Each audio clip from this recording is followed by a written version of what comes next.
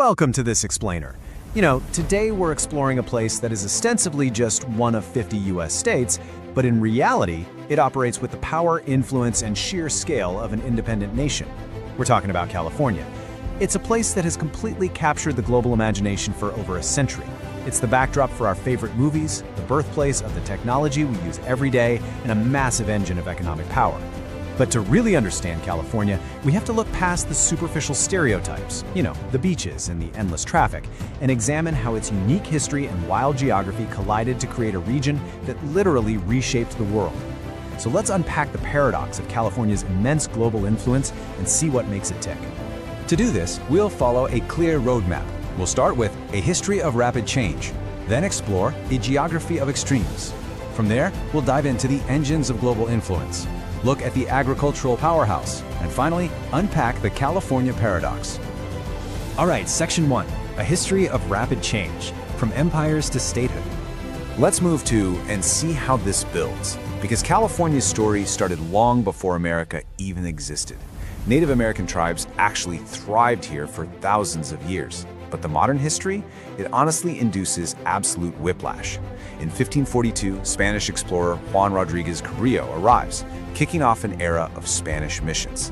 Fast forward to 1821, and California is suddenly part of a newly independent Mexico. Just 27 years later, following the Mexican-American War in 1848, it becomes a U.S. territory. And by 1850, boom, America's 31st state. From Spanish claim to U.S. statehood, and essentially the blink of a historical eye. So what accelerated that final crazy jump to statehood? Well, it all comes down to a massive number, 300,000. Back in 1848, a man named James W. Marshall spotted gold near Sutter's Mill. And news of this discovery spread with the kind of viral intensity you rarely ever see in the 19th century. Within just a few years, more than 300,000 people flooded into California from all over the world.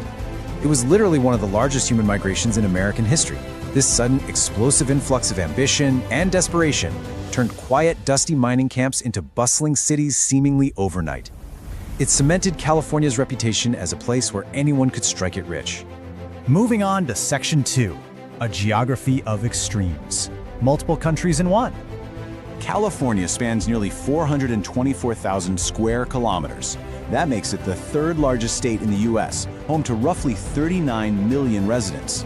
And within that massive space, you will find staggering extremes. On one hand, you have the magnificent Sierra Nevada mountains.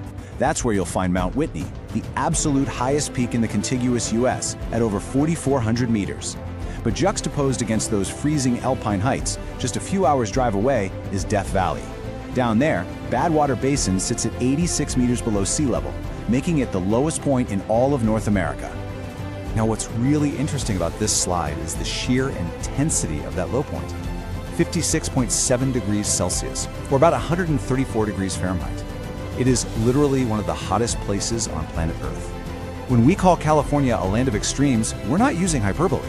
You could theoretically freeze in the alpine snow in the morning, cross a scorching, deadly desert in the afternoon, and comfortably watch the sunset over the mild Pacific coastline in the evening.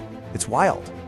But, all this majestic beauty and geographic diversity comes with a hidden catch.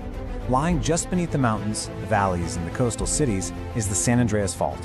It's a nearly 1,200-kilometer boundary between two massive tectonic plates. And it's the friction and sudden movement of these plates that triggers California's infamous earthquakes. The exact same geological forces that pushed up the glorious Sierra Nevada and dropped Death Valley below sea level are the very forces that keep the state on constant vibrating alert today. Section 3, engines of global influence, Hollywood and Silicon Valley. You see, California doesn't just export produce, it exports ideas. Down in the southern part of the state, Hollywood completely transformed Los Angeles into the undisputed global capital of entertainment, fundamentally shaping worldwide culture for well over a century. And if you move further north, you find an equally powerful engine of influence, Silicon Valley. The impact of this region is almost immeasurable. It's literally the birthplace of the modern digital age. The microprocessor, the personal computer, the smartphone in your pocket, and the artificial intelligence platforms changing how we work right now. So much of it was born right here. Think about it. California effectively dictates both the stories we tell ourselves and the technology we use to tell them. Section 4, the agricultural powerhouse. Feeding, millions. Now, while tech and entertainment tend to grab all the glamorous headlines, nestled right between them is the Central Valley, America's agricultural giant. From massive yields of fruits and vegetables to nuts and dairy products, this isn't just subsistence farming. This incredibly fertile, heavily irrigated valley feeds tens of millions of people globally. In fact, a huge percentage of all the fruits and nuts grown in the entire United States come exclusively from this one state. Without it, the global food supply chain would look vastly different. And honestly, your local grocery store would be a lot emptier. Okay, let's dive into this. Section 5, the California Paradox, Extremes in Society and Economy. Up to this point, we've painted a picture of incredible success, right? Gorgeous geography, booming tech, a thriving culture, and endless food. But California is a land of extremes, and that absolutely applies to its modern reality too. First off, there are severe ecological challenges. The very climate that makes the state so desirable fuels incredibly destructive wildfires. Driven by prolonged droughts, intense dry seasons, and strong regional winds, these fires have devastated communities. They serve as a really harsh reminder of the precarious balance between human development and raw nature. And then there's the human side of that tension, the economic paradox. On one side of the ledger, you have immense wealth, relentless innovation, and billionaires being created at a record pace. But on the other side, you have staggering living costs and severe housing challenges. It's a very real struggle for everyday residents just trying to survive. The exact same place that acts as a beacon of global opportunity also struggles with some of the most visible housing crises in the developed world. It is literally the Mount Whitney and Death Valley of economics, existing right side by side. Which brings us to a final thought. California's story, from ancient Native American civilizations to the gold rush, from Hollywood backlots to Silicon Valley server farms, is one of unrelenting ambition. It has created an economy so overwhelmingly massive that it completely eclipses most sovereign nations.